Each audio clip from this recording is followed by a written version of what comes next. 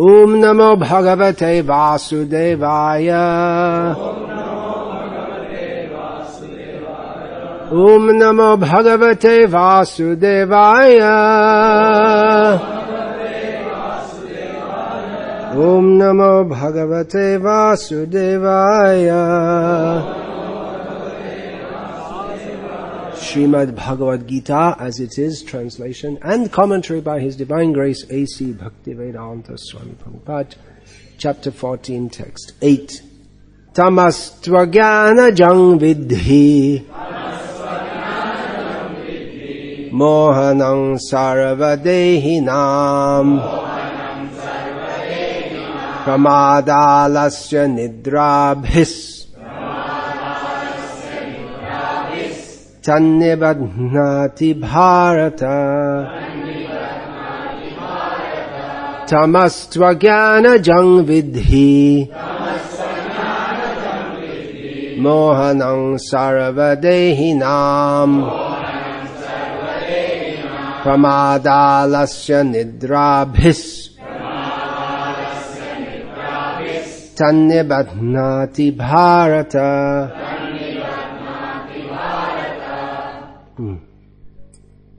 Translation. O son of Bharat, know that the mode of darkness, born of ignorance, is the delusion of all embodied living entities. The results of this mode are madness, indolence, and sleep, which bind the conditioned soul. Purport. In this verse, the specific application of the word tu is very significant. This means that the mode of ignorance is a very peculiar qualification of the embodied soul. The mode of ignorance is just the opposite of the mode of goodness. In the mode of goodness, by development of knowledge, one can understand what is what. But the mode of ignorance is just the opposite. Everyone under the spell of ignorance becomes mad, and a madman cannot understand what is what. Instead of making advancement, one becomes degraded. The definition of the mode of ignorance is stated in the Vedic literature. Vastu yathatmya jnana vakaram viparyaya jnana janakang tamaha. Under the spell of ignorance, one cannot understand a thing as it is. For example, everyone can see that his grandfather has died, and therefore he will also die. Man is mortal. The children that he conceives will also die. So death is sure. Still, people are madly accumulating money and working very hard all day and night, not caring for the eternal spirit. This is madness. In their madness, they are very reluctant to make advancement in spiritual understanding. Such people are very lazy. When they are invited to associate for spiritual understanding, they are not much interested. They are not even active like the man who is controlled by the mode of passion. Thus, another symptom of one embedded in the mode of ignorance is that he sleeps more than is required. 6 hours of sleep is sufficient, but the man in the mode of ignorance sleeps at least 10 or 12 hours a day. Such a man appears to be always dejected. And is addicted to intoxicants and sleeping. These are the symptoms of a person conditioned by the mode of ignorance. Tamastvajnana jang vidhi mohanang sarvadehinam pramadalasya nidrabhis tannibadhnati bharata. O son of Bharat, know that the mode of darkness, born of ignorance, is the delusion of all embodied living entities. The results of this mode are madness, indolence, and sleep, which bind the conditioned soul. In describing these characteristics of the mode of ignorance, Krishna, he says there, madness, indolence, and sleep. So, but actually these are practically, madness is practically synonymous with the mode. All of these qualities, they're synonymous. Just like you would say, the quality of a cow is that it has horns and a dewlap and a hump if it's an Indian cow. And so the characteristics are inseparable from the entity. So these madness, pramad, alasya, indolence, and sleep, these are all, practically you can say that is the mode of ignorance.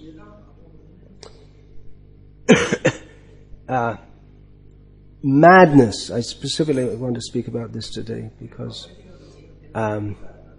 it's a vital subject, because the whole world that we live in is mad.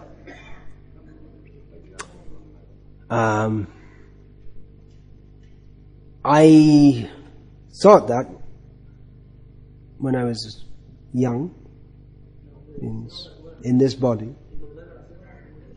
The whole world is mad. Is it me or is it everyone else? Or is it all of us?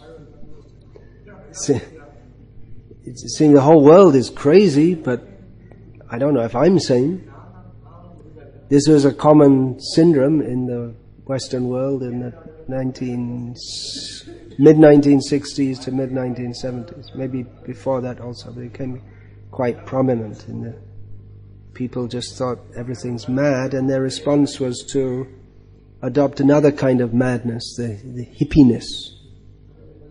So that was another kind. Srila Prabhupada thought that was more mad than the general madness. Their response to the madness was to become more mad. So they didn't know what the solution is. They just became mad in a different way. And actually among the hippies, if you're really crazy,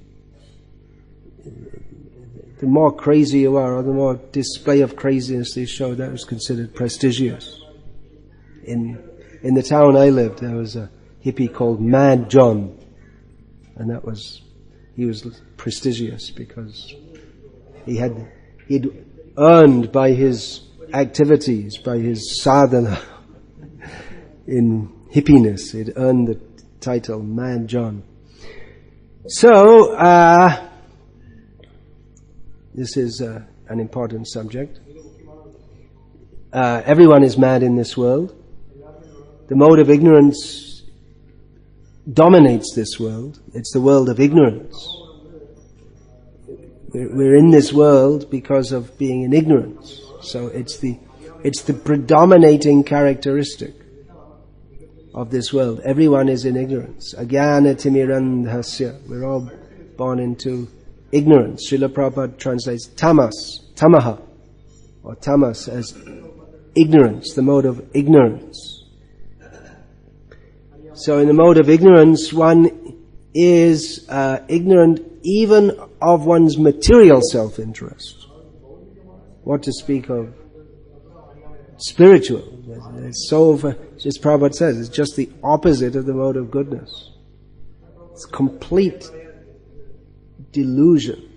Mohanam saravade. Yes, it's the world of ignorance. Mohanam saravadehinam. It literally means that the mode of ignorance places into illusion everyone who has got a body. That means everyone in this world. So it is the mode of the ignorance is the characteristic of this world.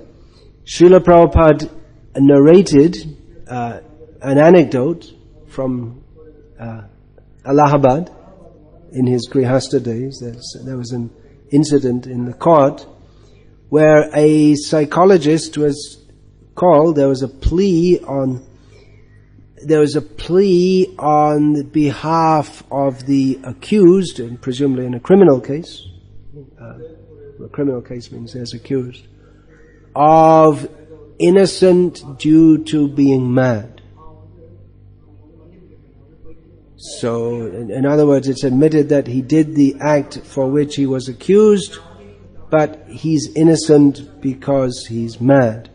So a psychologist was called to examine him, and the psychologist came in the court to give evidence and said, yes, I've examined him, and according to my analysis, he's mad, but then I've analyzed many people throughout my career, And from what I can see, everyone in the world is mad, and if you like, you can excuse him on those grounds.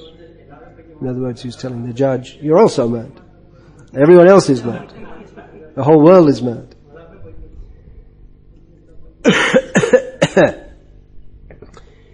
So, madness or insanity is another term.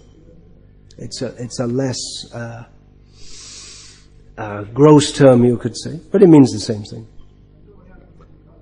What's the euphemistic term used in modern medicine? Psychological disorder. But there's neurosis, psychosis. Roughly, you could say neurosis is a mental disturbance and psychosis is serious.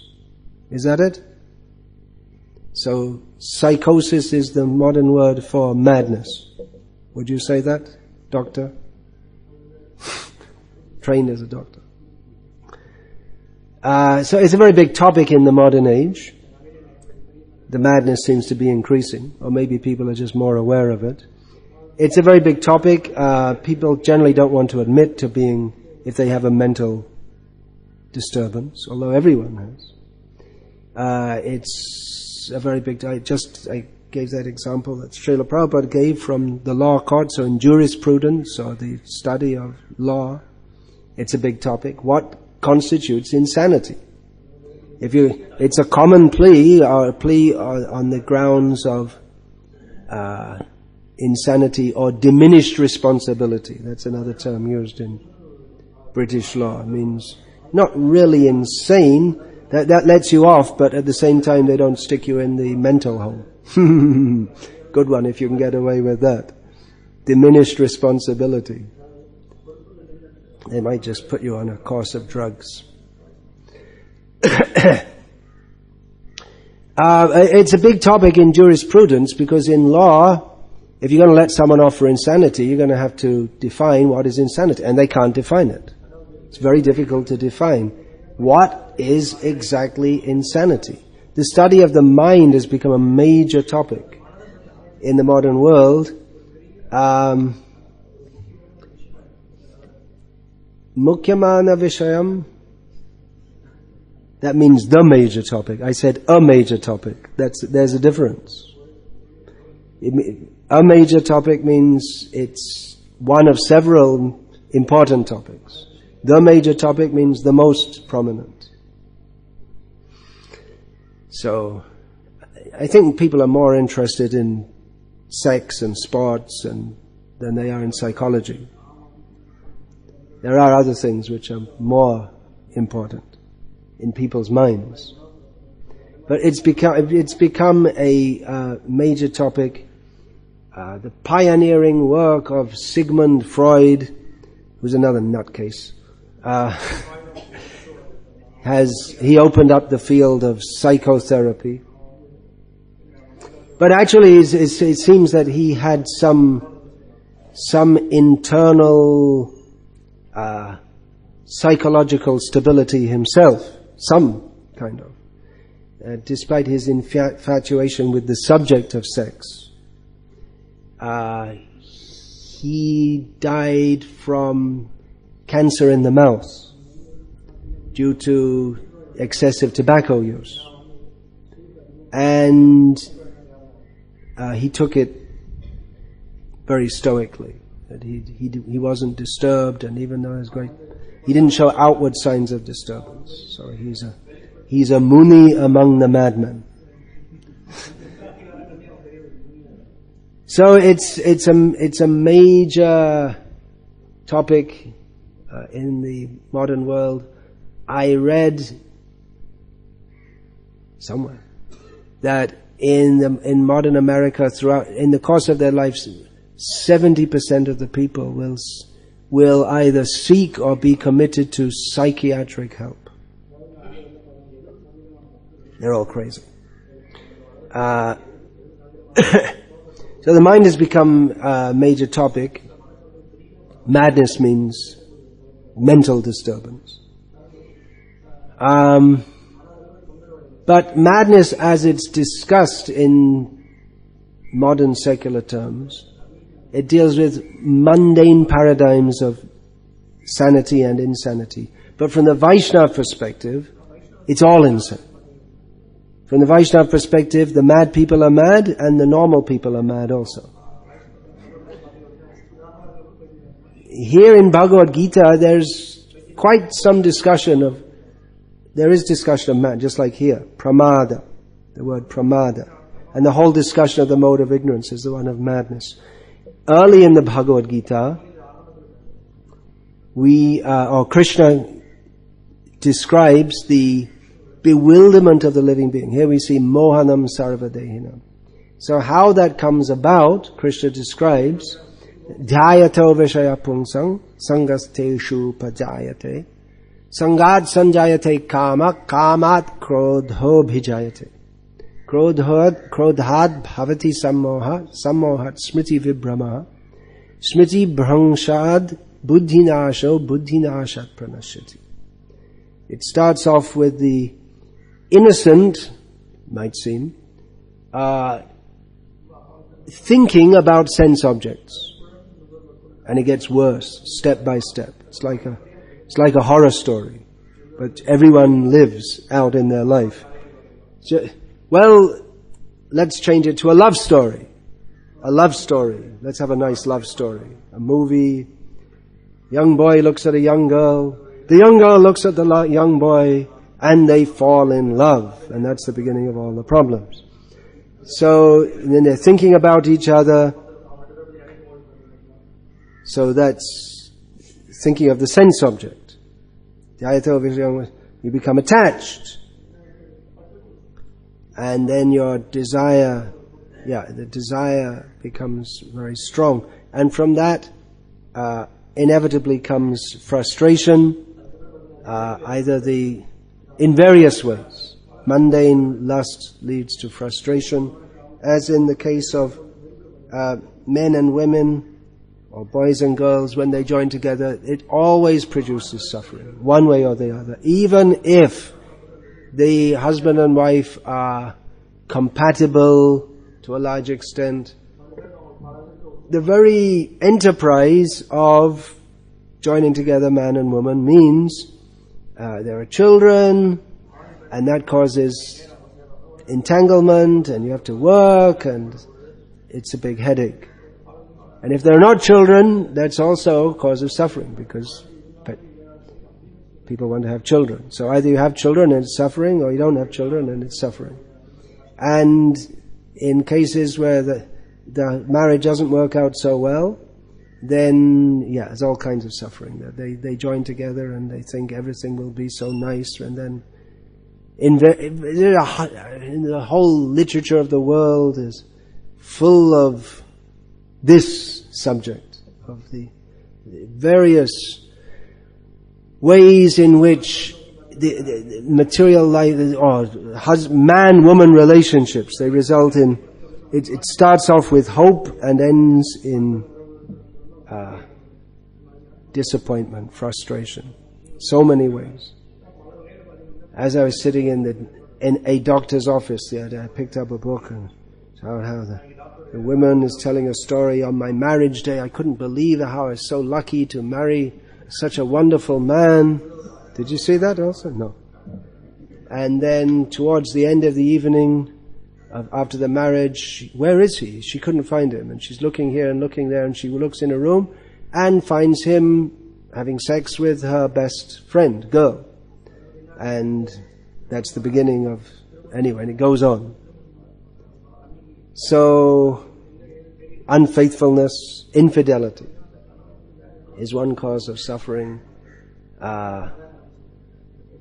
One of the, there's so many ways. One of the partners might go insane. Happened with my mother. Now you know why I'm insane. So that causes suffering. So many ways it causes suffering. And then you become frustrated.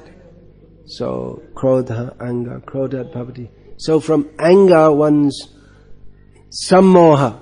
It means one becomes bewildered. So that's there in anger. When one is in anger, you just can't think in a manner that is conducive to the well-being of oneself or others, and just lose all sense of what you're doing. That's why also in law sometimes that's also considered that if it's a non-premeditated murder, you just lose your temper, that's also considered mitigating. That if you plan a murder and then you execute it cold-bloodedly, you're going to it's considered worse than if on the spur of the moment you just lose your temper and kill someone. Because it's accepted that in anger you lose control of your intelligence. Krishna says in Bhagavad Gita, Sammoha sounds pretty bad, but it gets worse. Vibrama. Then you become even more confused, and it goes on. Then you come to a stage where your whole intelligence is permanently spoiled. It's just like if you get angry, you may become bewildered, then you cool down. But if you get to a stage where you're just so out of sync with reality that your intelligence is always spoiled. So that's the situation. This is the situation of madness in the material world. Here in Bhagavad Gita, madness is mentioned, but it's not defined. There are, in more detail, definitions are there in Shastra, in Srimad Bhagavatam. Nunang pramata. Pramata is a word for madness. Mata means madness, and that's often prefixed with pra to make pramata, or unmata, which means it's both of them intensify, so it means quite mad, completely mad. So nunang, and then nunam also means certainly, so it intensifies it even more. There's no doubt about it whatsoever. And it's spoken by Rishabdev, the Supreme Personality of Godhead. It's in the Srimad Bhagavatam. So there should be no doubt about it at all. Nunang pramata kurute vikarma yad indriya pritya aprinoti na sadhu manye yata atmanoyam masannapi kleshada asadeha. It's a very understandable definition of madness. That people perform sinful activities which will cause them to get more bodies with more suffering in future. This is madness. And then again, just shortly after that, Rishabdev says, he gives the reason why people act in such a mad way, or the underlying cause.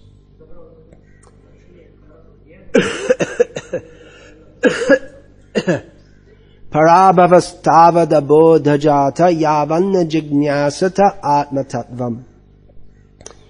He says that people are certainly defeated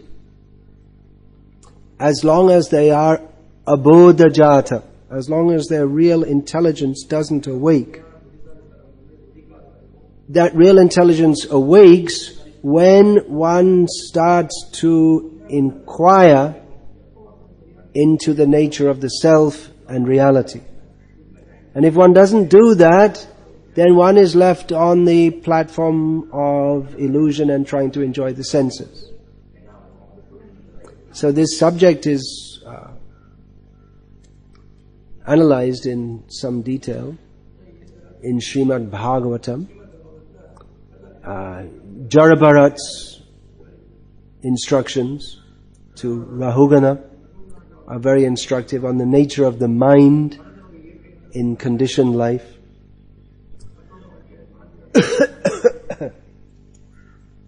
Suhotra Swami wrote a book, Vedanta Psychology.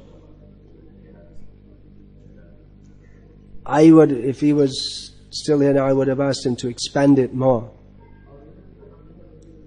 You could say it's an introductory study. it's a field which someone should get into, a devotee should get into and promote Vedic psychological study, because it's a very big subject of interest in the modern world. It'd definitely be popular in Russia. People are really into psychology in Russia. It's like a big thing. People are really into it. It's a national. In America, people are into it, but it's as an individual need. But it's in Russia, it's like a mainstream subject of conversation among more intellectual people, and that often mixes with their ideas of mysticism. And anyway, it's Russia. If you go there, you'll understand. Maybe. I didn't understand yet myself.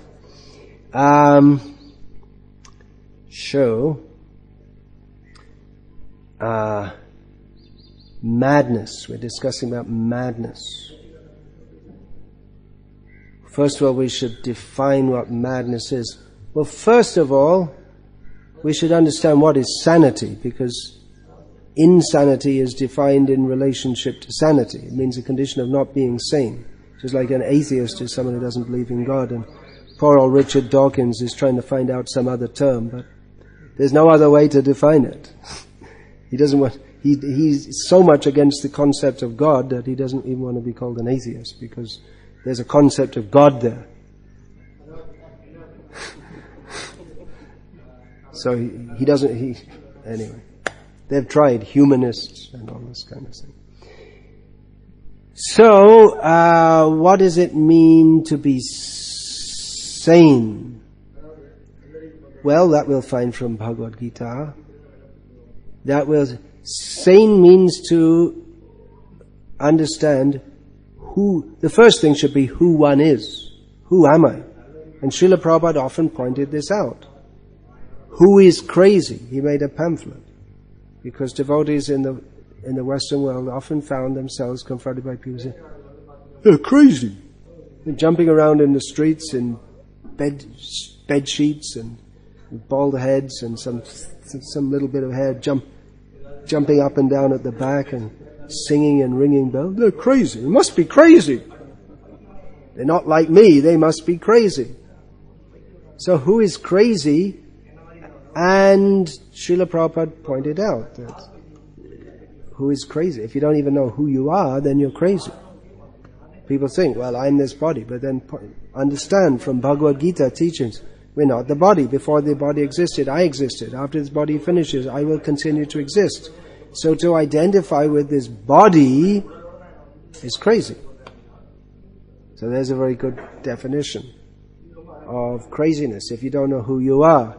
If someone walks in here and says, I am the Prime Minister of India, if he's any of the... How many people in this country? 130 crore? Something? 13? I don't know, how are we going? 130 crore. 130 crore. If he's anyone except the actual Prime Minister and walks in and says that, then you can know he's crazy. Should I tell the Nehru joke? It's always a good joke. You know that one? I've told it a few times. I heard it from Mahatma Tatma. That once, I don't know if it's a true story, but Pandit Nehru, you've all heard his name. You all went to school in India. He, for some reason, was visiting a mental institution. Maybe he was opening it or something. That's the kind of thing that he would have liked to do, because in India they didn't usually have such things, and he liked to have all modern things, like mental institutions, Western things. So he was in the mental institution, and he asked a man, "Who are you?" And he gave his name, and the man asked him, "Who are you?" And he said, "Well, I'm Pandit Nehru, the Prime Minister of India." And the man said to him, "Don't say that. I said that, and I ended up in here."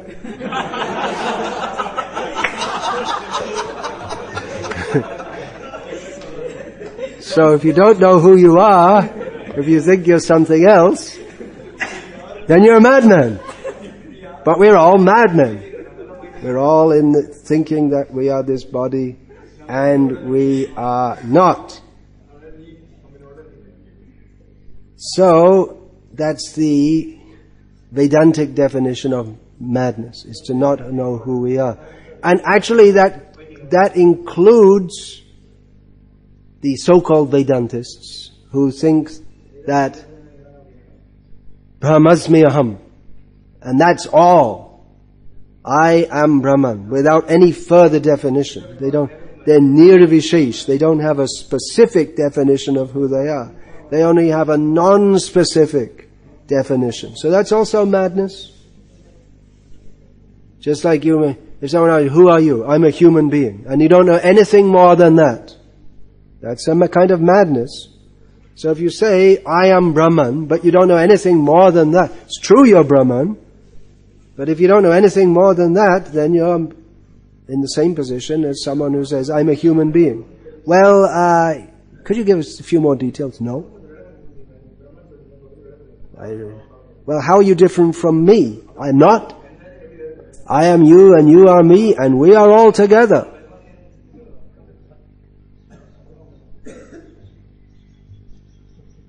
Madness. But in the modern world, even though they have such a predilection with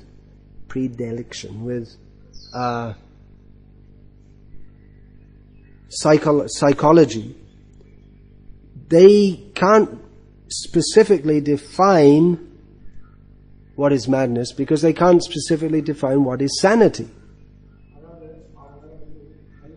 Just like in America, someone may see devotees dancing in the street and say they're crazy.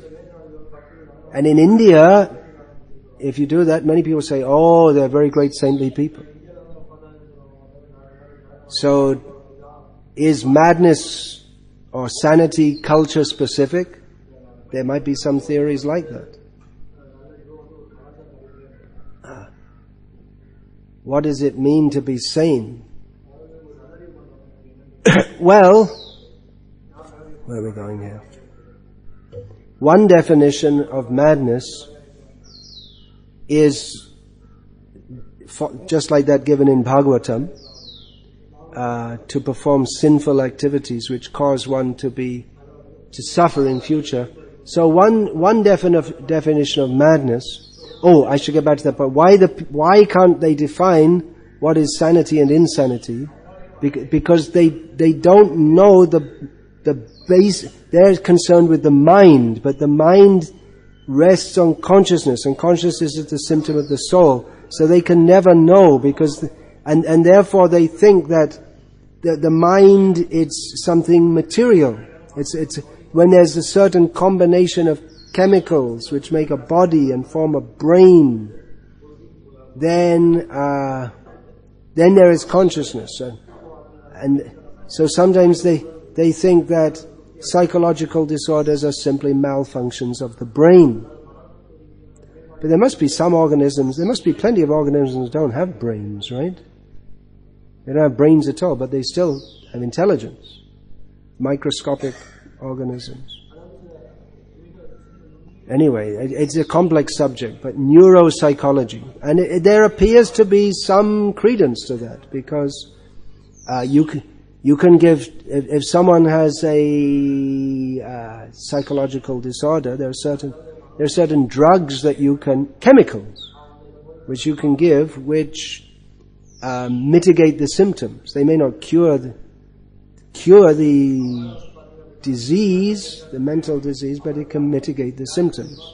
Just like if someone is hyperactive, you can give them a sedative or a soporific, and that will calm them down. But it doesn't solve the problem.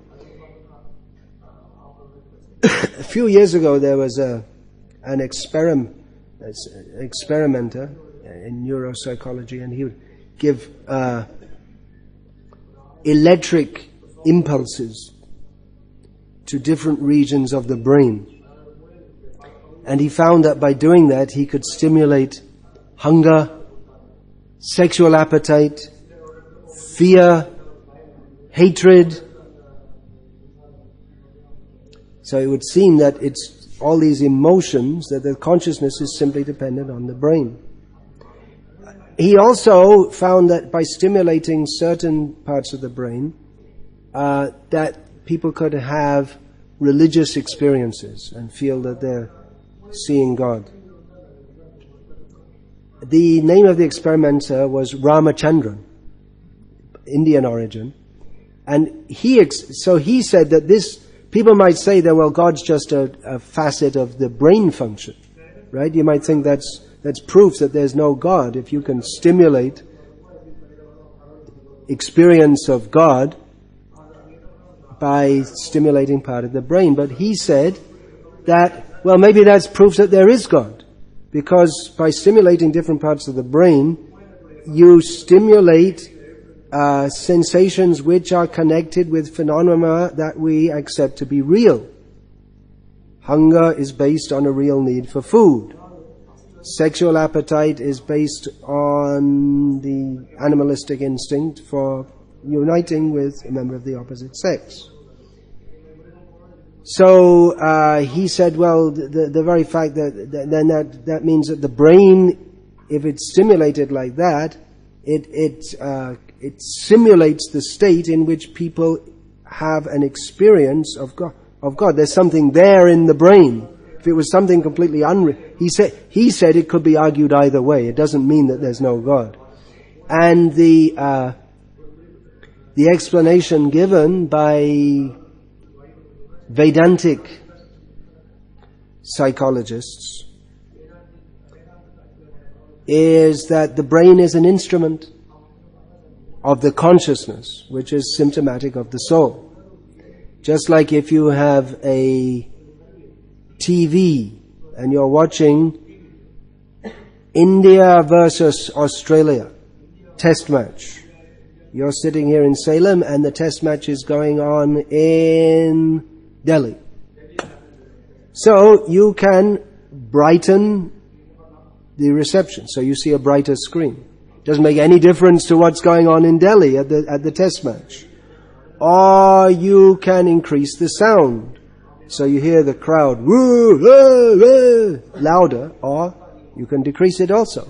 But it doesn't make any difference to what's going on in Delhi.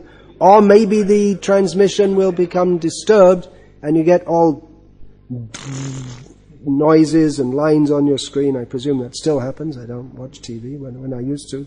Back in the early 1970s, that used to happen, especially when there were broadcasts from the other side of the world. I don't know if it still happens.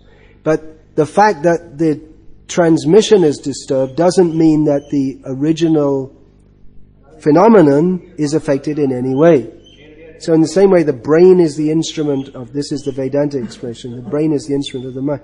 So by stimulating the brain in various ways, you can produce apparent differences in consciousness. Just like the TV, you can make the, even though it might be a dark day in Delhi, overcast, you can make it look like it's a sunny day by adjusting the, I'm going like this, I think they do it by pressing buttons nowadays. So the underlying consciousness may get expressed in various ways, and that may be adjustable via the brain. But it doesn't mean that the brain is the source of consciousness. And there are some cases of people who don't have brains. They have an empty hole in their head. And they function normally, as normal as normal can be. So that's another whole topic. But I'm just discussing here some of the difficulties in discussing what is sanity and what is not sanity. So one definition of madness is to act contrary to one's own self-interest. Isn't that mad? For instance, if you just start cutting your body with razor blades, a mad person might do that. That's the kind of thing that this person's committed to a mental institution. Why? Because he started slashing his body with a razor blade, severely injuring himself. So he's in here. But as Bhagavatam points out, everyone does that. by not being Krishna conscious and by performing sinful activities. And even on the mundane platform, many people do that. What about smoking? How about that? In patriotism, person may go out and sacrifice his life. How does he benefit? He may say, I'm benefiting my countrymen, but he doesn't benefit by getting his head blown off in Kargil or whatever. So,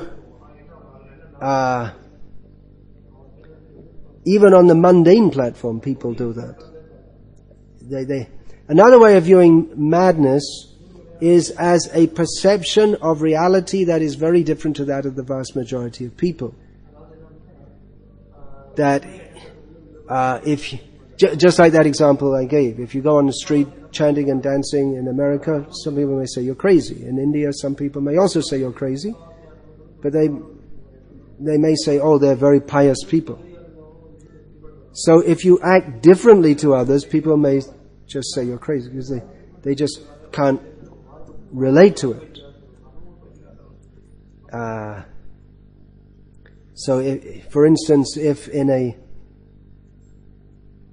a sober, middle-class suburb in merry old England, and a bunch of Jamaicans move in and they start doing this, what's that called?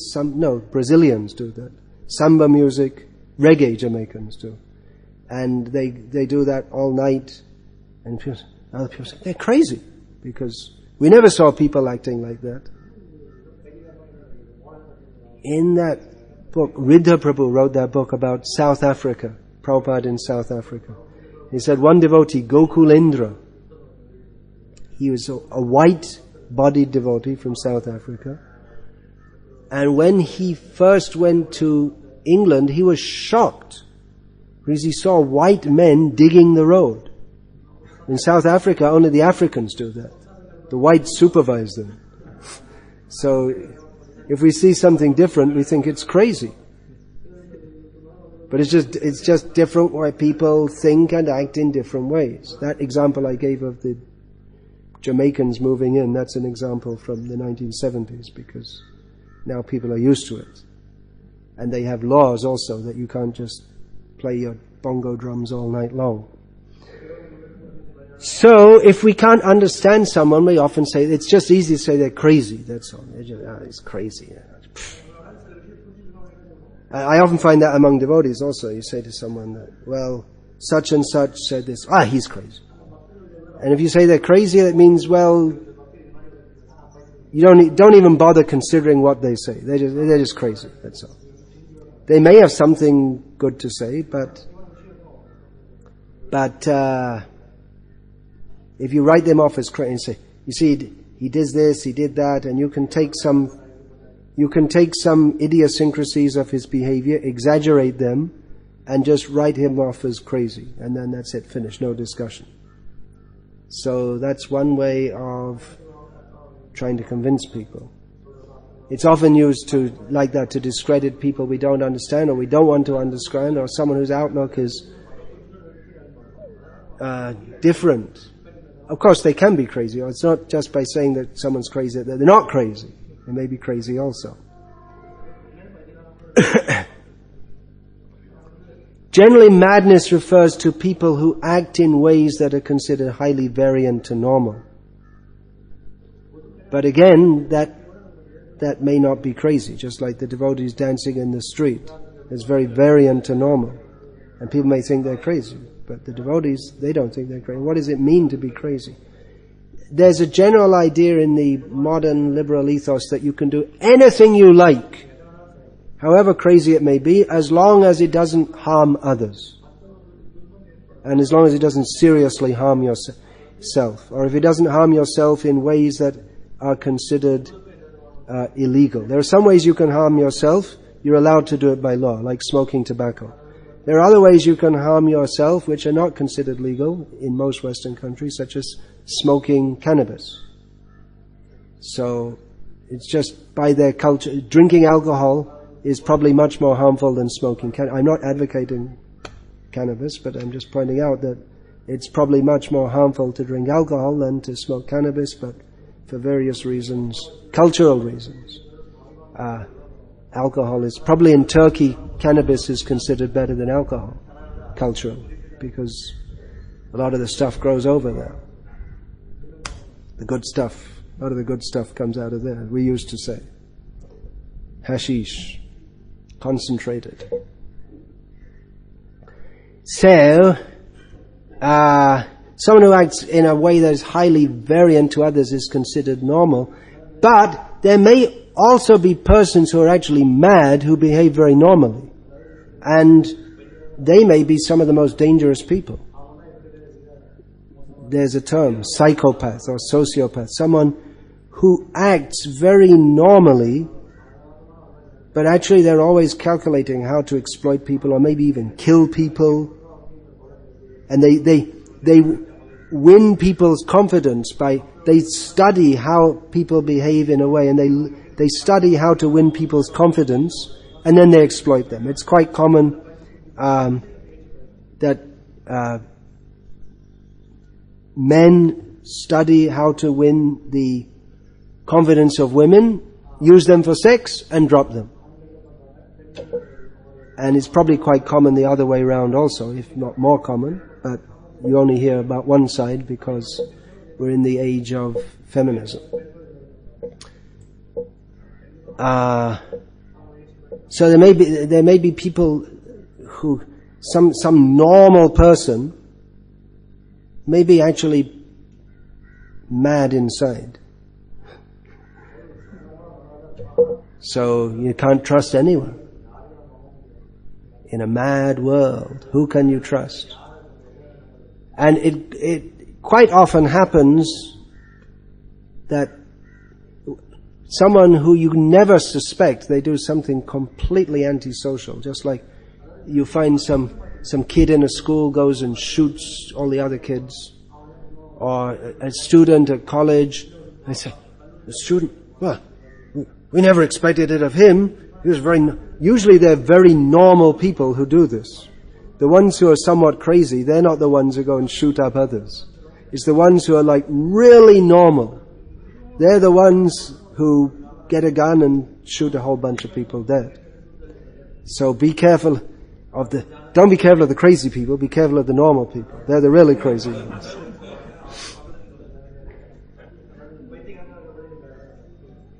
That's why I say, I saw in my childhood, I thought everyone's crazy. I used to see early in the morning, because my father's house was on the road leading to this train station for the train going into London. It's about a 20-minute drive into.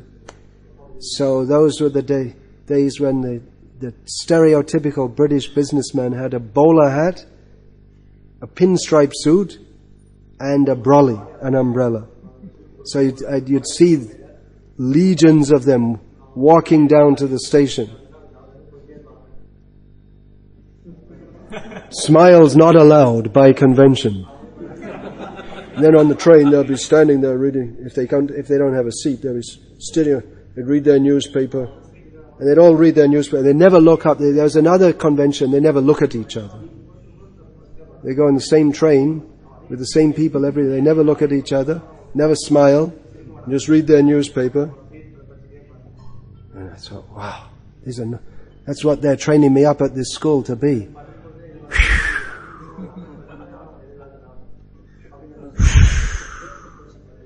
I'd rather be crazy.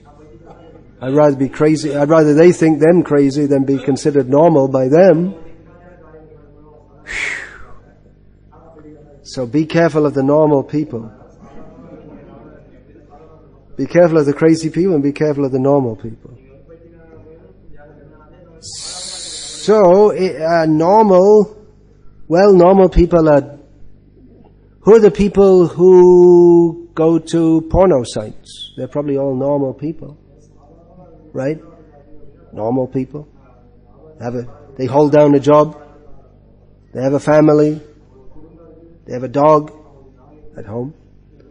They're all normal people. But that's a kind of craziness, isn't it? To go to a porno site. Daydreaming. That's a kind of madness, isn't it? But that's accepted by psychologists, that almost everyone daydreams. Masturbation. So, normal people, it seems they're all mad inside. But you have to act normal, and then if you get too mad, then you're mad. If what's inside comes outside, then you're mad. Bhaktisiddhanta Saraswati Thakur gave a definition of a Vaishnava, one whose inside and outside is the same. Now that might be true of a madman also, but he didn't mean that. Of course, the highest level of a Vaishnava is to be a madman, and I might discuss this today. I was planning to do so, but I don't know. It'll be a long one, a long class. Now, here's something controversial.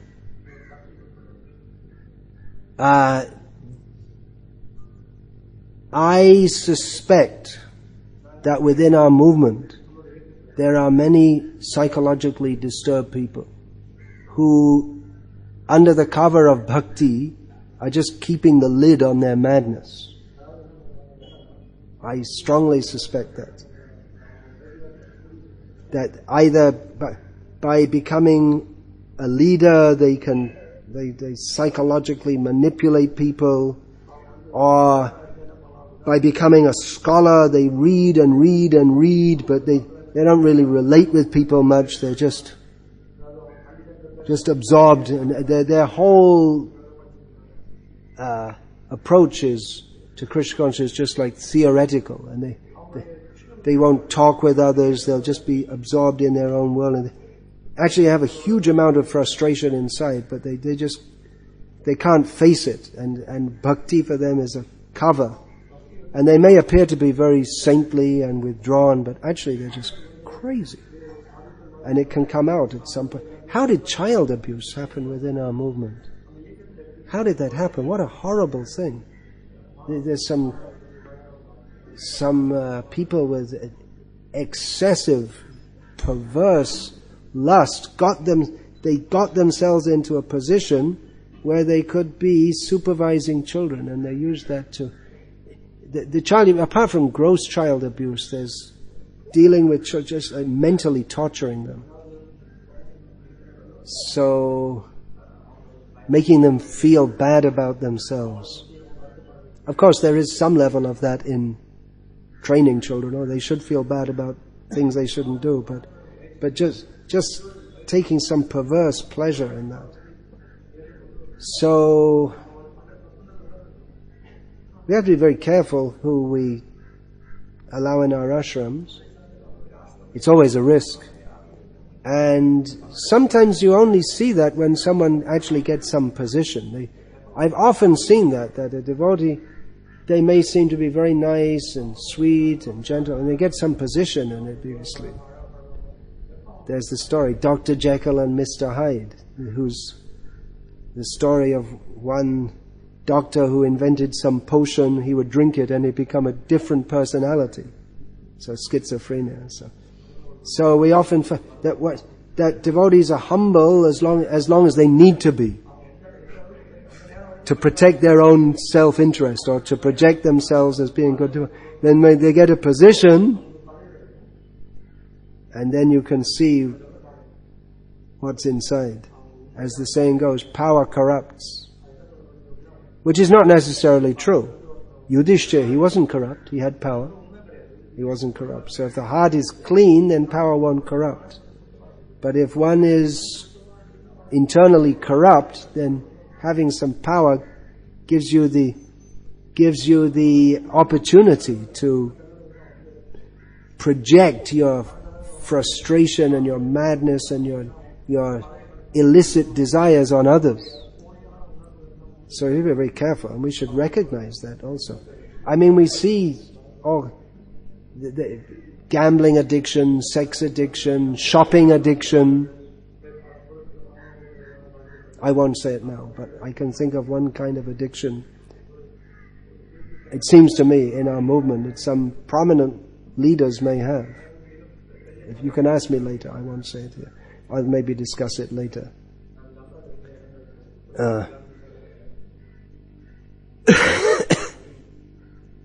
So, the devotees what is reality? Sanity we can define as, first of all, knowing who one is and acting in relation to that. Acting in relationship to reality, one's constitutional position. So, the Vaishnava understanding, which we accept as truth. Jiva Swarup Hoy Krishna Nitya Das Krishna Tatashta Shakti Bheda Bhed Prakash. Usually we just quote the first line, but two, the complete understanding is there if you take the whole verse, the position, the constitutional position of the jiva. Of course, to understand what the jiva is, first of all we have to understand we're not the mind, we're not the body, we're not the brain. So the constitutional position of the jiva is to be the eternal servant of Krishna, and we have to understand this sutra, Jiva Swarupoi Krishna Nitya Das. We also have to understand who Krishna is. That's also described, the other side of that Ekale Ishvara Krishna Arsha Bhrita. So both sides are there. And Krishna Tatashta Shakti. He's the marginal potency of Krishna. Shakti means he's not dull, but he's also not Shaktiman. He's not fully potent. He's subordinate potent. And Bheda Bhed Prakash is the manifest as the different and non-different from Krishna. So it's one short verse and a lot of understanding is there. So actually for devotees, or the highest understanding of this constitutional position is to be a madman. When Chaitanya Mahaprabhu took initiation from Ishvara Puri, he was given a mantra and told to chant it. Now generally one thinks we take a mantra and that relieves you from the madness of material existence. You become spiritually advanced. But Chaitanya Mahaprabhu, he went to his guru and said, Kiba mantra jala goshai kiba tarbal japete mantra hoilo pagal. He said, excuse me, what kind of mantra did you give me? You sure you gave me the right one? What is the effect of this mantra? You just gave me the mantra, but you didn't tell me what it's supposed to do. Kiba tarbal. What actually happened is that I became mad by chanting this mantra. Ishvara Puri said, very good. Hare Krishna Mahamantra Eitor Shabhav Jai Jape Tar Krishna Upajai Bhav. It's the very by chanting the mantra, Hare Krishna Mahamantra, then naturally you'll have a feeling for Krishna. And when one has a feeling for Krishna, as Ishvara Puri taught to Chaitanya Mahaprabhu, this is the result. And it wasn't just Ishvara Puri's speculation, it's right from the Srimad Bhagavatam. Ishvara Puri taught this verse to Chaitanya Mahaprabhu and said, this verse is the essence of Bhagavatam. What is that verse? Evang vrata sapriyanama kirtya jata anuraga tutta chitta uchai hasatyati roditi gayati unmadavan rityati lokabhaya. Which means that one who has actually attained feelings for Krishna, which come about by chanting Hare Krishna, then he always likes to glorify Krishna, who he thinks Krishna is most dear to me. One who's jatanuraga. This has become an important term in Gauriya analysis of the jataraga, jatarati, Ajata Rati. These terms they come in Gauriya. Analysis of levels of advancement. So one whose feelings for Krishna, whose attachment to Krishna has actually arisen, then his heart becomes soft. And he loudly calls out, he laughs, he cries, he runs here and there, he dances, just like a madman, not caring for outsiders. This is the point. He doesn't care for outsiders. Other people will call him mad. He doesn't care. He's so far gone. A true madman is not making a show, but he really doesn't care what other things. So this is transcendental madness. Chaitanya Mahaprabhu, when he met Ramananda Rai, they were discussing all different topics. No one in the whole of India would discuss such topics. Even in the culture in which there was much discussion of philosophy, even Vaishnavism, Vaishnav topics, the topics that Rai Ramananda and Chaitanya Mahaprabhu discussed, no one would discuss them. So Chaitanya Mahaprabhu, after discussing, one night he said to Ramananda that, Ami ek batul, tumi ditiya batul. I'm number one madman, you're number two madman. Ateiv tomai amai hoi shamatu. We're both on the same platform. I'm a sannyasi, you're a shudra by outward consideration, and a Vishayi, a materialist, lots of power and money. But actually we're both on the same platform. We're both madmen. We're on the same, I'm number one and you're number two, but we're on the same platform. Pilot and co-pilot. So normally devotees, they don't try to show madness, and Bhaktisiddhanta Saraswati Thakur, commenting on this section, says that hearing these descriptions, there are a class of so-called Vaishnavas who deliberately try to behave madly to imitate transcendental madness. There's an example of that in Chaitanya Bhagavat, where Haridas Thakur there was a snake charmer, and Haridas Thakur was dancing madly in love of Krishna by the music acted as, of the snake charmer, acted as an udipan, a stimulus for Haridas Thakur to dance in love of Krishna. And the people around were praising him. Oh, he's in ecstasy of love of Krishna. So a brahmana who was there thought, why are they praising him? I'm a brahmana. I'll dance like that and they'll praise me too. So the brahmana started imitating Haridas and dancing in apparent ecstasy. And then the snake charmer came and beat that brahmana beat him severely with a stick because he understood he was imitating.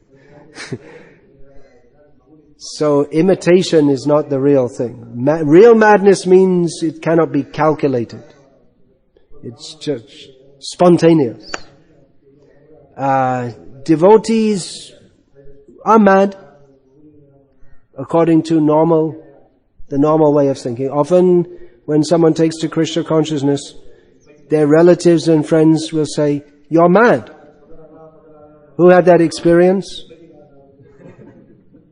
Congregation? No? They'll say, you're mad. And actually, we're mad. We're sitting here, talking all these things. We spend our whole life working for something that's not real. If you work in the steel plant, they'll give you some money and you can buy some real food. And you can get some real alcohol and drink it. And you can get something tangible. Whereas in Krishna, this Krishna is just some imagination. It's not real. Well, without getting into a big discussion, we can say, well, actually we're very happy, we don't have money, but we can't buy alcohol. And when you buy alcohol, you maybe once a week and then you dance. Without alcohol, we're dancing anyway. So if the goal of life is to be happy, we're doing better than you. We have a better formula. So better to be mad in this way than mad in that way.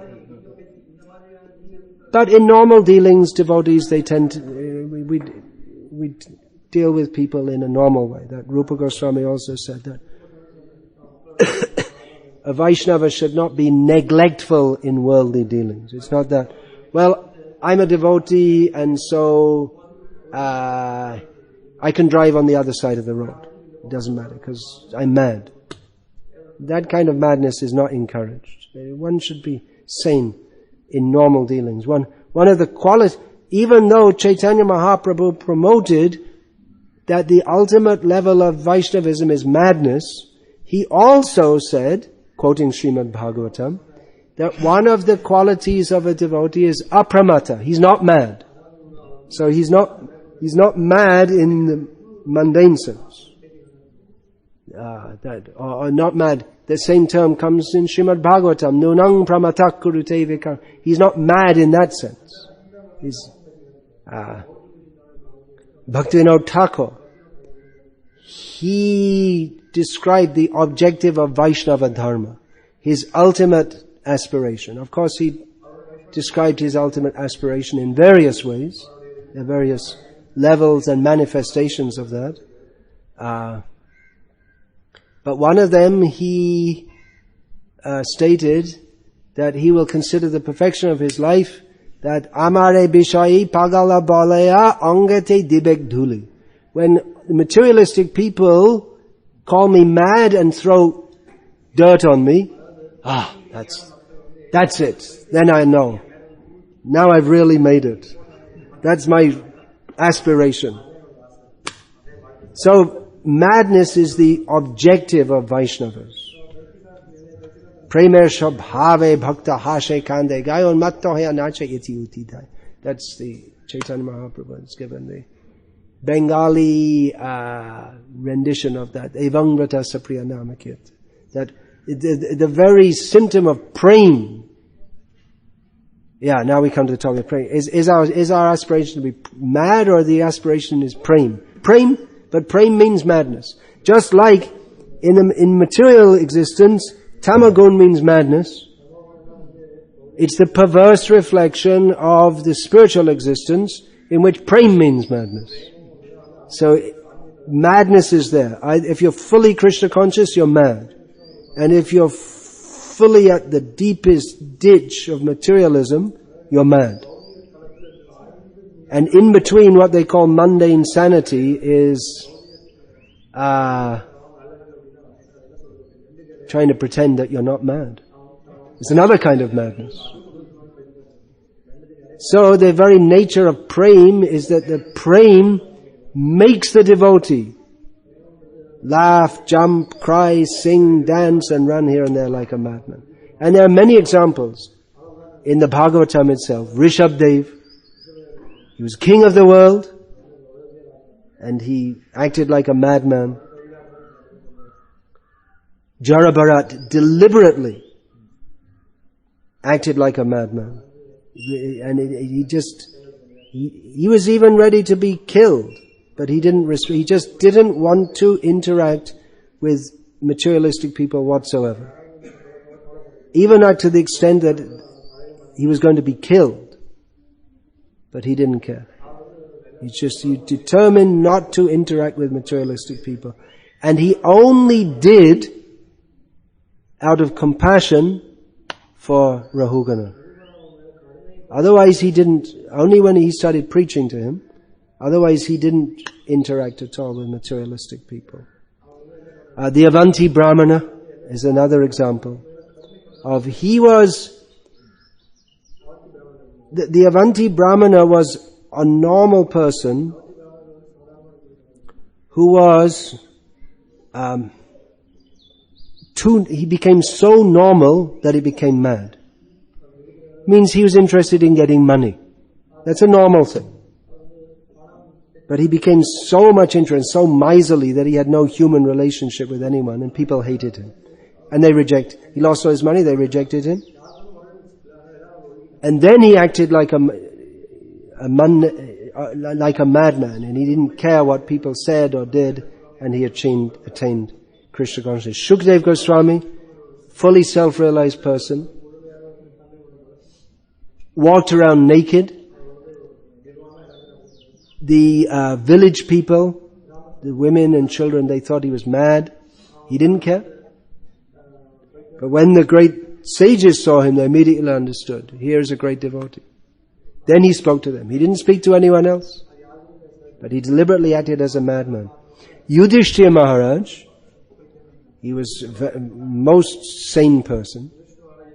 The personality of Dharma manifest. The son of Yamaraj, Dharmaraj. Atmavai Putra, the son represents the father. So very sane person in the worldly sense and in the spiritual sense. But when he left home, he just like a madman. People couldn't recognize him. Here's the king. They wouldn't recognize him at all. Became just like a madman.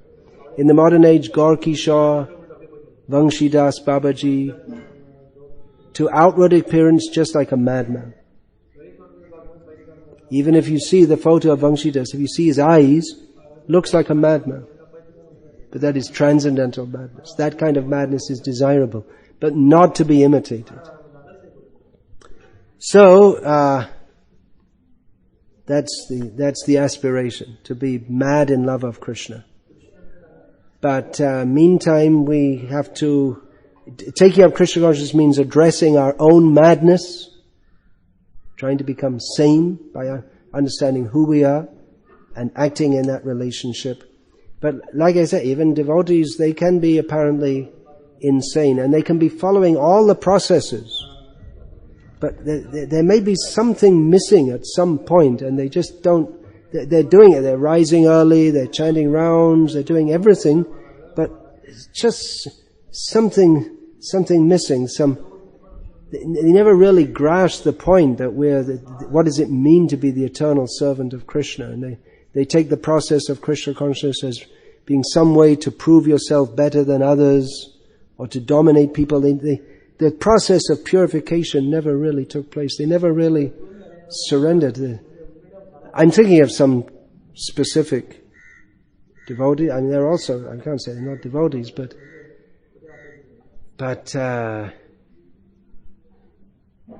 then they may say the process of Krishna consciousness doesn't work. Well, it does work, but there are some prerequisites.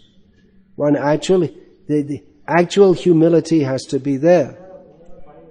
One thing I perceive within our movement at the present time, there's a very common misperception of equating humility, the transcendental quality of humility in which one is completely surrendered to Krishna, equating that with mundane, gentlemanly behavior.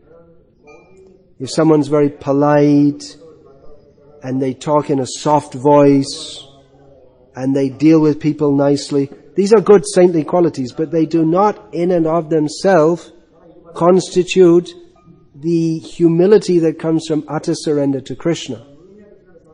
So I feel that there's a lot of emphasis on cultivating this submission to authority, which is good. All these things are good.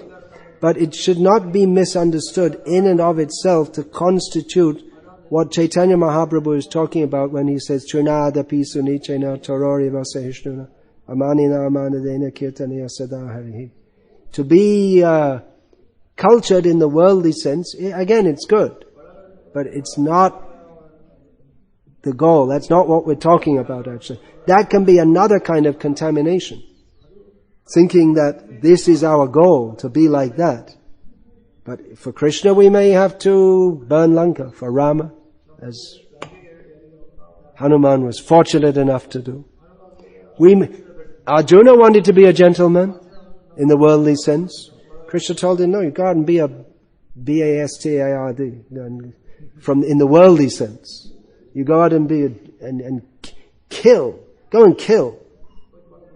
I want to be humble. I want to be good. I want to be polite. I want to do the right thing.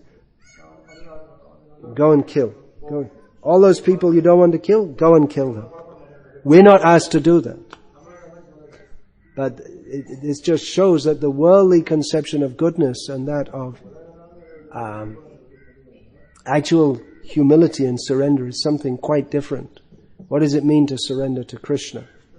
So, madness it's something we have to do. Often people joining our movement these days, or taking to Krishna consciousness, they may be mad or mentally imbalanced, even in the mundane sense. And we have to look out for that and be careful of that. And just like you had one boy came from Ireland and he seemed to be nice for some time and then he just behaved completely mad due to psychological addiction to drugs. I don't think he was physically addicted, but it makes you crazy. So people might behave nice for some time and then they show themselves crazy. In England years ago, one man came to the temple at night and he seemed a little disturbed, but otherwise he was a nice gentleman. It's just like a young, middle-aged, what we'd call a straight English person, not the kind of person who used to come to our temple in those days. It's Bhaktivedanta Mana. So he stayed overnight and there was one devotee who was looking after him, who was very good at looking after people. And he was there in the morning program and it seemed maybe he's having some disturbance in his life, maybe he's having some family problem or something. But he was a very nice, gentlemanly person. And then in the Bhagavatam class, we were all sitting in the Bhagavatam class, and all of a sudden he just stood up and screamed and ran at the deities. And who knows what would have happened if the devotees hadn't jumped up and caught him. So he was just behaving normally, then mad, and then I don't know what happened after that. He was taken away. But we phone up the 999 and they call the ambulance and they took him away. So that was a case of someone who appeared normal, but then was seen to be so mentally disturbed that you call him mad. But that might happen, it might happen after years, or it might be going on moment by moment, but because it can be institutionalized. People, they may in their madness, they might, psychologically torture their dog,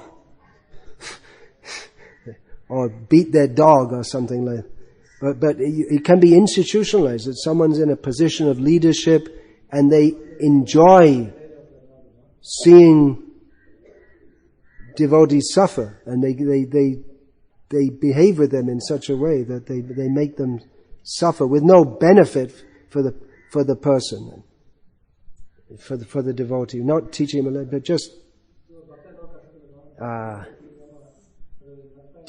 like I heard someone said that one of my disciples told me that one of her god sisters said, "You're not following Guru Maharaj." It's just like really putting them down. Not really explaining what they thought the other person was doing wrong, but just making them feel very bad. So this kind of thing, when it's done habitually, that's a kind of, there must be some term. What's that called? Madness? That's a general term. What do you call that? Behavioral disorder, when you make people feel bad. Do you know? You'd have to study psychology you only studied it as one of the many topics, is it? So you don't know all those terms. They're inventing all the time newer and newer psychological conditions, disorders. Yeah, so anything you do, it's abnormal. If I guess you're allowed to smile this much, but if you smile this much, then you need a drug. Careful! Don't smile so much. You might need a prescription. So many people are coming who are they may want to practice Krishna consciousness, but they're psychologically disturbed, and if it's not dealt with, it's very difficult. People are so. What are the causes? I mean, we live in a very unstable society in which lust is promoted, and remember, Kama esha, krodha esha, rajoguna samudbhava, mahashano mahapam. From lust, jayato vishayam pungsa, from lust everything goes down. So lust is promoted, it drives people crazy. Yes. All the time advertising, get this, get that. In the movies, they show people in huge mansions and people desire, I'd like to be that. But they can't get it. They can only daydream of it. So they become frustrated. They tell people, you're a young girl, you can conquer the world. But she can't conquer the world. So they pump you up with all different expectations. Or you have to become the topper in the whole of the state, but only one student's going to be the topper in the state. Top of the number one student, and all the others, they're not. So this whole competitive society promoting very high aspirations which can't be fulfilled is just setting people up to be disappointed and mentally imbalanced. Living unnatural, unregulated, stressed out lives, working in jobs that they don't want to do with people who they don't like, eating food which is full of poisons and affecting your mind, and crazy after money. I mean, some of the most respected people in the world, you could actually say they're crazy because they have billions of dollars, but they work hard day and night to get more and more. They're some of the most respected people. Here in India, we have the Ambanis and the Hindujas, Birlas, Tatas. They've all got tons of money. They could retire and live in they could spend $1 million a day for the rest of their life and still at the end of life be one of the richest people in the world. But they go on working. Why? Isn't that a form of craziness? They want more. They want more. What are you going to do with it? But it's a kind of craziness, but they're respected. Oh, very great people. So the whole world is mad. That's the conclusion.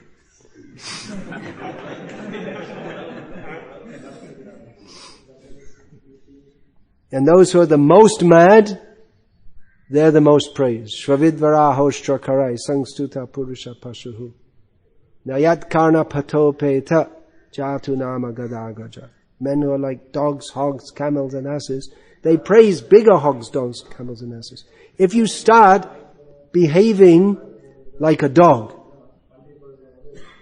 they'll call you mad. If you run around on 4 legs,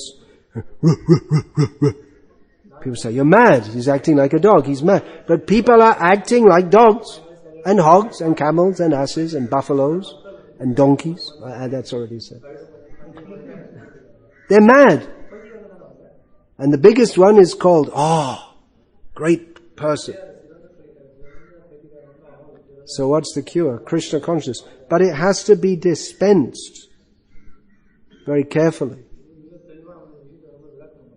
Just like with any treatment. They say the medicine is there, but it has to be dispensed very carefully. You say, somehow or other get people to chant Hare Krishna. No, you have to teach them how to become spiritually mad, like Chaitanya Mahaprabhu said.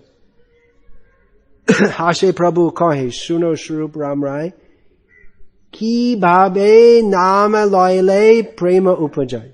He said, okay, Swarup Damodar Ramananda Rai, now I'll tell you how to chant Hare Krishna in such a manner that prema will arise. In other words, it's not every way that you chant.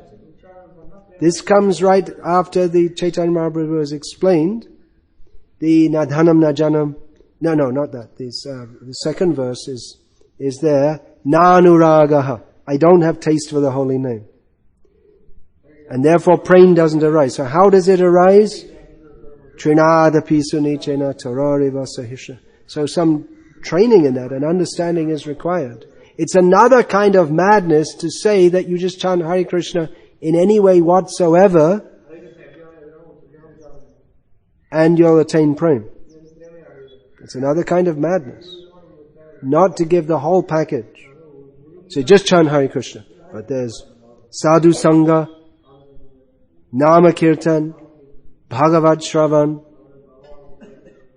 It's not only the holiness, it's a whole package. If anything's missing, then it won't be complete and perfect. So, Hare Krishna. That's how Sahotra Swami used to end classes often. Remember? He'd say, Hare Krishna. He'd say like that.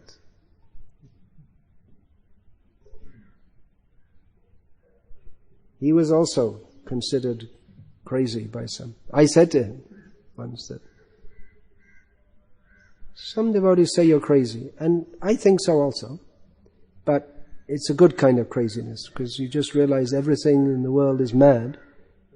And our movement's also mad, but not in the right way, and therefore you can't relate. Just like we joined this movement because we couldn't relate with the world, but then when you see the movement becomes like the world, and they have all the same prestige and not surrender to Krishna and mix up, then he couldn't relate with that at all. So we called him. He told me also he was practicing Taekwondo, Tai Chi, under that Murari in Mayapur. You know him? He's a martial arts guy from Australia. Devotee. So Sahotra Swami told me that, my instructor told me that my chi is very strong, means like pran. He's got very lot of physical and psychic energy, but your balance is completely off. And he told me that's me. That's a complete description of. Complete description is that he is one of the most underrated devotees in our movement. But that was his description. It was like very strong energy, a lot of energy, but imbalanced. So imbalance can also. In Tai Chi, balance means not just like you have to do. Anyway, if you know what it is, you know what it is. I don't know much what it is. But that's why Murari wanted to teach it to him. Because by teaching that, he thought he could become more balanced personality-wise also. So that's also a possibility. Such things may be, just like you may take some pills to adjust some malfunction in the brain. So other processes also in the Netherlands, so I read, that people with mental disorders, it's a common thing, they're sent to do gardening. And that's considered to be very good for mental disorder. There are lots of tulips in Holland, right? Famous for tulips. Tulips is a kind of flower. So far they didn't grow it in India. They still have cows there, or they send them all off somewhere else? Don't see, they're all, because they have Edam cheese and Gouda, what's the other one? Gouda cheese? There are two cheeses. Edam is very famous. So, among devotees also, there may be some scope for that. Such things. Just like we regulate our diet. If you have a cold, then you don't eat sweets, for instance. In Western medicine, they won't tell you that. In Ayurveda, they tell, don't eat sweets. Sweets increases cough. Okay, so another rambling class, more or less on the subject of madness, madly going off in different directions. Another mad lecture.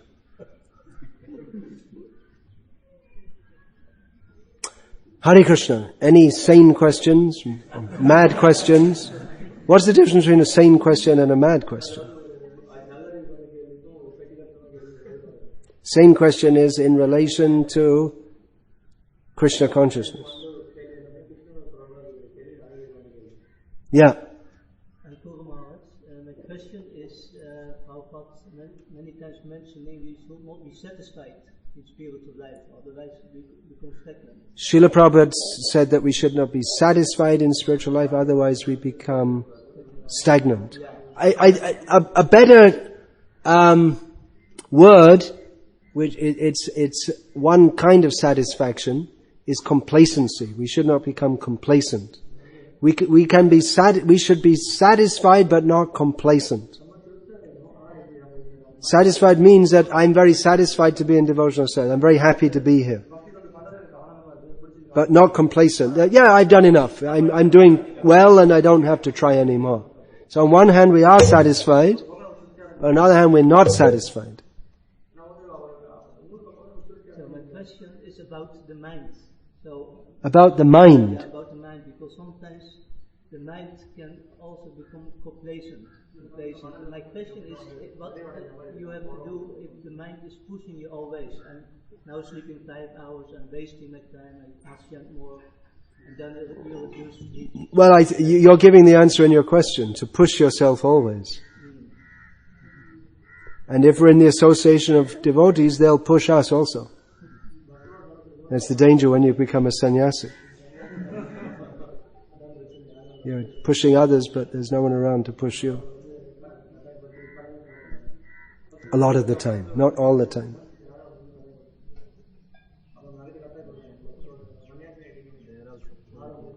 They're pulled more, yeah. Sannyasis are pulled more, not pushed so much. Come here, come here, come here. Good observation.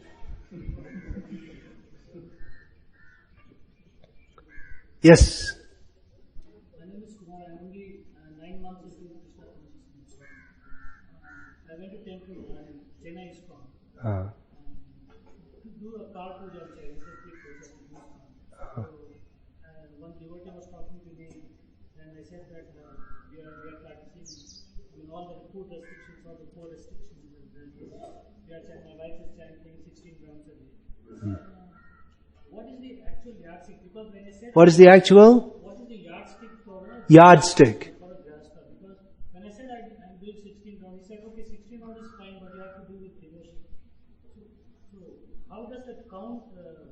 How does it count matter? Do 16 rounds matter? What is the yardstick for a grihasta? It's a bit off question, off subject here. Well, the yardstick for everyone, as you were told, is to do it with devotion. Whether you're a grihasta or sannyasi or whatever. It's not just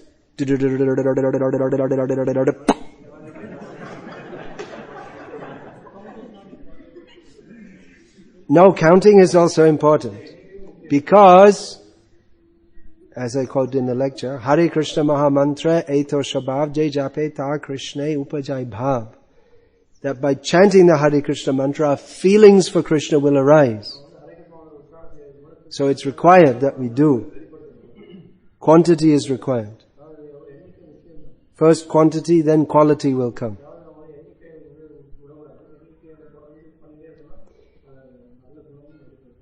Hare Krishna.